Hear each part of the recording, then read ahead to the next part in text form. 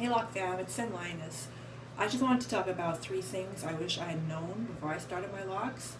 The first thing is lock to part ratio. From my understanding, I got that you just part your hair the same size as you want your lock to be or something, and then your hair would swell during the start lock phase and then compact more when it started to mature and lock, and everything would work itself out at the end. But what happened with me is some of my roots were just too small for the length of my or the width of my lock, and I have a lot of hair.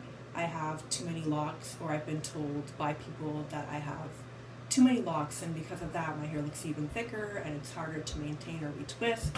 And maybe I would have started my locks even bigger if I had known that, so I wouldn't have had to have them combined.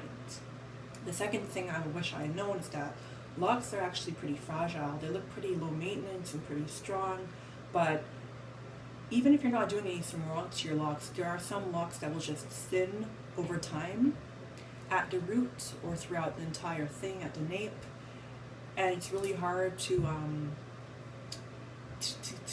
prevent certain things from happening, like lint buildup. Sometimes people, they wash their hair regularly, they do all the right things, and they still experience either thinning or buildup.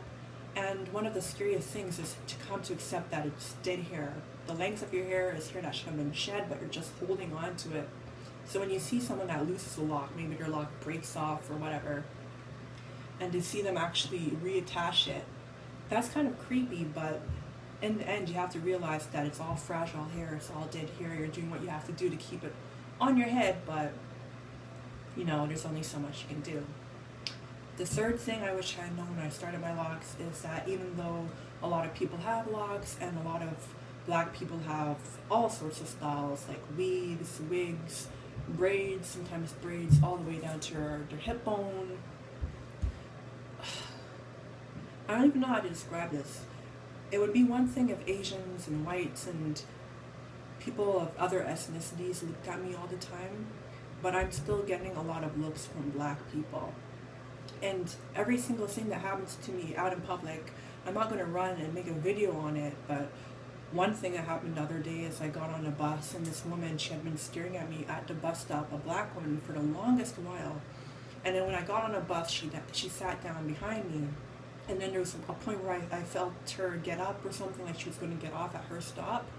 But she didn't, apparently, because when I got off at my stop, she was still behind me, and she was kind of standing up a little bit, and then she did something to my hair. When she sat down behind me at first, she kind of did this, and I thought it was by accident, like she was brushing against me to sit down. And then she kind of did the same thing to me when I was getting off the bus.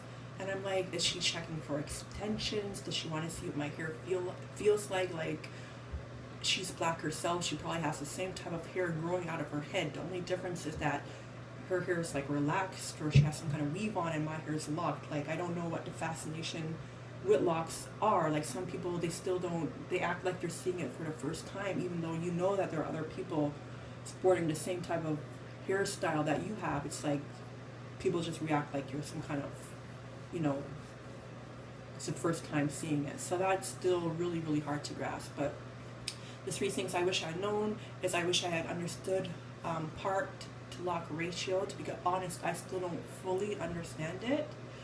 The second thing I wish I had known is that locks are extremely fragile, and you have to treat it as dead hair that you're just holding on to, and there are different things you can do to maintain and to hold on to that hair, but it is really fragile, especially since it doesn't get a lot of moisture. And the third is that the responses you get from people, they could be far beyond whatever type of reaction you thought you would have in your head. But everything you do get used to over time. It's just, even with all the research you do, there are some things that you don't really learn until you actually take this leap, and then you learn things when you're actually on your journey. So thank you guys for watching, and I will catch you later.